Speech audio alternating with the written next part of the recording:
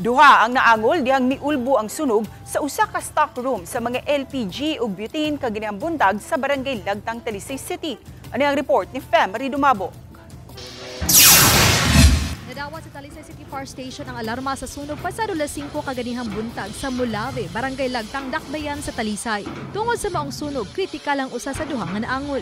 Mato DFO2 Mardy Oxtero, investigador, nga usa sa mga trabahante sa maong stockroom nga nailhan nga si alias Jojo, 49 anyos, ang nakaangkon og second degree burn gikan sa ulo hangtod na sa iyang bagtak. Samtang third degree burn ang duha ka tiil niini, hinungdan nga kritikal kini. Samtang usa ka 23 anyos ang natunok sa mga bildo. Humana nga buak ang pultahan diha sa stockroom atol sa panghitabo. Giisa ang sunog sa first alarm.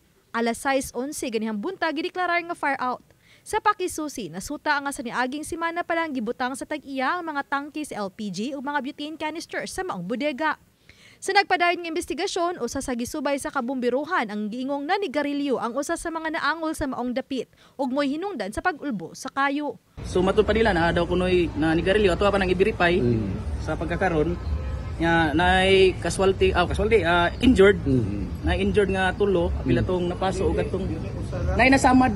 Gipadayag og kaanda man Talisay City LGU sa pagtabang sa mga naangol ug gipasubay ang mga naangin sa sunog.